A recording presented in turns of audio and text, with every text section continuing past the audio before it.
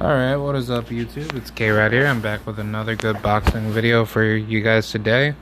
I wanted to talk about covering the Jermall Charlo versus Juan Montiel fight card.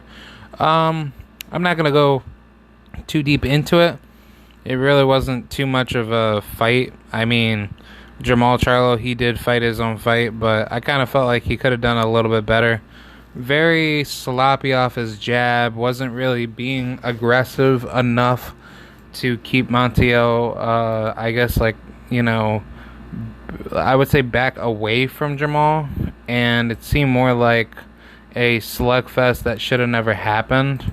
Jermall Charlo is a good fighter, but I'm going to come out of my way and say he's not the type of fighter to really perform at the highest level until those fights do happen. And I think with Jermall Charlo's longest layoff to be dated, which, I mean, he's been out the ring for 6 months, if I'm looking at his backstretch correctly. And I'm looking at it right now, and yes, he has been out since. Actually, yeah, he's been out the ring since September. So October would be 1, December would be 2, January, February, March, April, May, June. Yeah, he's been out the ring for 8+ months. And this is not good for Charlo because, yeah, I know people would say, okay, well, newsflash, dummy, Charlo, he hasn't really been fighting that much, blah, blah, blah, because he wants all the big fights. Well, yes, I get that, and I understand that nobody don't want to fight him, but let me tell you something. If I'm Jermall Charlo, if nobody's not willing to fight me, I'd rather just go ahead and fight me like a bum just to keep myself busy, so I'm not having to wait up on somebody trying to give me like a fight. So this is the problem that I have with Jermall Charlo.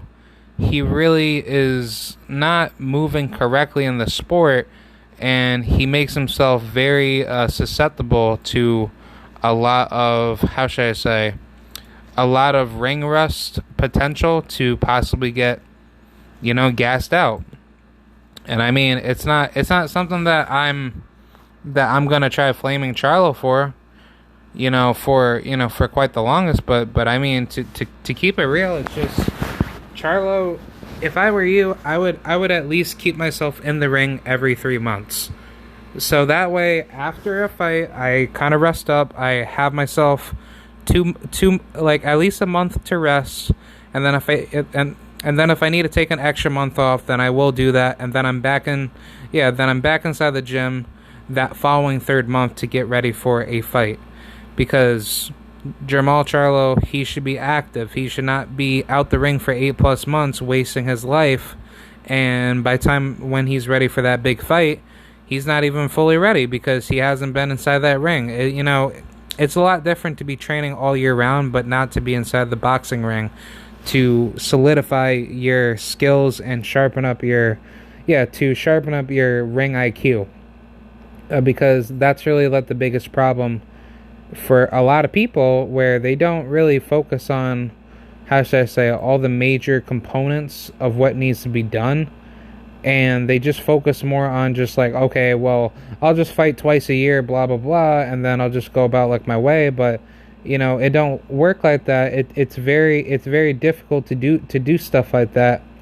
So I think it doesn't make all the sense in the world to do something that I would say foolish, because it's Jermall Charlo knows better to make sure that is never to be a obligation to do so. Because if I'm Charlo, I want to stay active. I don't want to put myself in harm's way to be that next person to be exposed on TV, or to do something incredibly dumb to the point where it really jeopardizes your career.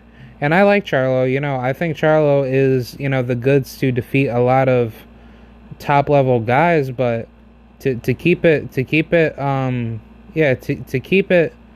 basically honest, I think Charlo, the way he looked out there against Juan Montiel, he would get stopped by Demetrius Andrade, or he gets stopped by Canelo or David Benavidez. And I don't like Canelo Alvarez. I think he's just a piece of shit, cherry picker. But with this bad performance that Charlo had, Canelo should be wanting to have that fight, because now it would put a question mark on Charlo's performance and his natural physique, for Canelo to say, if he isn't able to knock out Juan Montiel, then that means that he'll probably have a harder time knocking me out. So if I'm Canelo, I should be pushing that issue against Charlo, if I'm bigger than him and I'm more sturdier than him, to take a punch and I get and then I'm able to walk right through him to get a knockout victory. But obviously Canelo, he doesn't want to ring that bell, because even on Charlo's worst night, Canelo knows that Charlo, he is nobody to play with. Charlo could easily fuck around and get Canelo dropped, and he could hit Canelo to a spot where Canelo don't wanna be hit. Which Canelo, he doesn't like to get hit to the body. Like a lot of his fights where he gets hurt is most likely to the body. But when he does get hit, especially to the face, it's definitely to the dome, because Canelo, he does not like it when you hit him, with that check left hook or that straight right jab, because that straight right jab really gets Canelo, buzz. And Canelo says that he has like one of the best chins in boxing, or that's what a lot of his dick riding fans would say. But I disagree with that. I don't think Canelo has ever met a punch that he doesn't like, because if he did, then he would have been fought Charlo, he would have been fought Andrade and Benavidez, and then that would have been end of story if Canelo could get through all those guys. But even with Floyd Mayweather, show that Canelo, he does not have this almighty chin.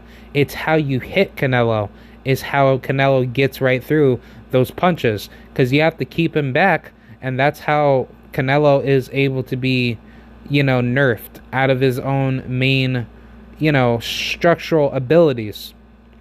So Canelo, he's a good fighter, but put him in there with Charlo.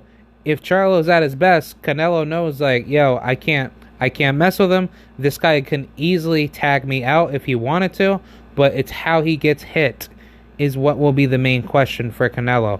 But overall, this fight was pretty decent, I would say. Charlo just needs to have that better defensive output, because he started trading with Montiel, and that fight didn't make any sense altogether. Montiel, he was actually fighting very smart while he was hurt. He was fighting very awkward, moved around, check Charlo with that shoulder roll jab, and Charlo was kind of like a little bit afraid. He didn't want to keep trading with Montiel, because he knew what Montiel was going to give to him. But Montiel actually did his thing, and even though that he got dominated all 12 rounds, but still, it's like that fight showed how much of a warrior Charlo was, but how much of a sustainable, sturdy fighter that Montiel brought to the table against Charlo. And I think this win that Charlo got, even though that it wasn't like the best victory ever, it still gives Charlo that experience to be a very dangerous fighter for Canelo. See, now Canelo Alvarez fans would say, oh, nah, you capping, blah, blah, blah, Holmes. Canelo, he the best fighter in the world. He do it for Mexico. Yeah, Mexico. Canelo is loved over Mexico. Yeah, talking all that Mexican bullshit. But I'm just going to keep it honest to all you Canelo dick riders. If Canelo Alvarez is the best in the world, why wouldn't he take Charlo before then, when Charlo was at his best at 154, before he came all the way up to 160 to try to re-challenge Canelo when he was his mandatory? If Charlo is that easy of an opponent, why didn't Canelo take him then, when Charlo was a champion and Canelo was a champion? Because if I'm not mistaken, Canelo was about to fight for the WBC title at 154, but before then, he was about to fight for the IBF, in which he had to go through his brother Jermall Charlo, and Jermall Charlo, got the IBF belt because Canelo, he didn't want no smoke with Jermall, So he decided to fight James Kirkland, a guy that came off of a horrible loss. I think prior to, I forgot the fighter's name, but he came off of a horrible loss, and he was called up. Yeah, he was called up on short notice by Canelo's team to fight him, and then he wasn't able to use his trainer. I guess Canelo's team didn't want his trainer and Wolf to be there in his corner, so he basically fought Canelo at a disadvantage, where Canelo basically tried to force this man to be inside the ring. Not really force him, but basically force him with no options to either take this fight or Canelo's going to go elsewhere. And I guess James Kirkland, he just went in there just to get a check because, it was a Canelo fight. So Canelo just used that as a excuse to not fight Charlo when he was about to fight for the mandatory position for the IBF. And then Canelo decided to go a different direction. So when Charlo won his belt, that's when the whole talk between him and Andrade was about to start. And then that's when Andrade ducked Charlo. And then Andrade moved up to 150 or to 160. And then Charlo stayed at 154. He did his thing. And then ever since then, that's when his brother Jermall Charlo, he obviously won the IBF crown. But then Jermall, I think, hold on, let me double check, because I just can't be talking out of my ass and just act like I know everything. But I'm going to go to the box rec. It says right here, he fought, who did he fight? I know Charlo beat Cornelius Bunridge for the IBF, but he actually beat, give me 1 second, I'm sorry. Actually, no, I think it was Jermall. I'm sorry. Yeah, hold on. Give me 1 second. Yeah. I'm trying to look at it right now. I apologize, guys. Yeah, so he beat John Jackson for the WBC, super welterweight title. That was back in 2016. I think that was his very first title shot that he got, because I don't see anything else where he won the IBF. But I know he won the IBF after defeating, he beat John Jackson, so that was his first title shot. But before then, he was supposed to fight Canelo. Canelo was supposed to fight him, and Charlo actually won the IBF, because Charlo, he was supposed to actually fight Canelo then, but then Canelo avoided him, and then he decided to move up, or he decided to get the belt. But Canelo, at one point, he was a WBC world champion at 154, but then Canelo ducked his belt to Jermall Charlo, and instead wanted to fight James Kirkland, and then he moved up to 160, which was absolutely retarded. But Jermall won the belt from John Jackson. That was probably the opponent that was put in place of, because this belt said that it got vacated. So this was for the vacant WBC World Super Welterweight belt, because at one point Canelo was the champion. But actually, come to think about it, if we look at Canelo's box rec, I can just go back to that same date, back in 2016. That will show that when he lost to Floyd Mayweather, because don't be surprised, Canelo was fighting. He was fighting, all these nobodies, right? Until he got his title shot with Matthew Hatton. So he won the WBC back in 2011, and then he beat Ryan Rhodes, a nobody, Alfonso Gonzalez, nobody, to defend his title. Kermit Cintron, good fighter, but he was past his prime, knocked him out. Shane Mosley, same thing, past his prime, got a UD over him. And this is all for the WBC Super Welterweight title defenses. So he held it for a good 2 years before facing Floyd Mayweather. So Floyd Mayweather was just about ready to fight him for 2 belts, because after that, after Shane Mosley, Canelo fought Josecito and Trout, and then he fought Floyd Mayweather. So that pretty much set the tone for him, because he was like, okay, I can't really do anything at this point. So he decided to just fight more nobodies, or he fought one more nobody. He fought Angulo, and then he fought Lara. Lara beat the shit out of him, but he got a lucky split decision victory over him. And then he fought James Kirkland, which this was supposed to happen before Charlo. Yeah, before Charlo was on the come up to fight him for the belt, because Floyd Mayweather had the belts at the time. So I'm pretty sure he vacated those belts, because if we go back to that, we can see right here on Floyd Mayweather's box rec when he had the belt after beating Canelo. Floyd Mayweather basically fought Marcos Maidana for the welterweight title. So yeah, basically Floyd Mayweather vacated those belts. He vacated those belts when he beat Canelo. So back in 2013, leading to 2014, he vacated those belts, and then that's when the Floyd Mayweather chain came on for him to beat Marcos Maidana twice, Manny Pacquiao once, Andre Berto, and then Conor McGregor for his farewell. So after all this time for Canelo losing to Floyd, he decided to never go for the WBC.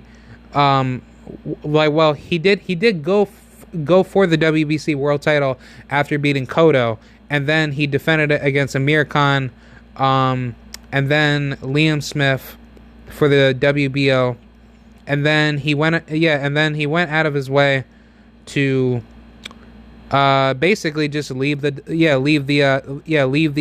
division, because Andrade was his mandatory.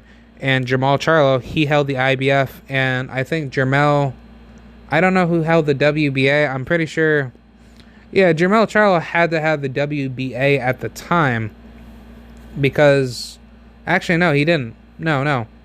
Andrade had the WBA. I'm sorry. Andrade had the WBA, and I think Charlo, Jermall had the IBF. So Canelo did not want to fight Andrade for undisputed if he were to get through Charlo. But either way, he was in a tough situation, because Jermall Charlo, he was in the way too. So Canelo basically ducked all three of those guys, because that's really the reason why he moved up to middleweight. He then fought Julio Cesar Chavez Jr. At a catchweight, and then he fought Gennady Golovkin twice for two titles, two major sanctioning bodies.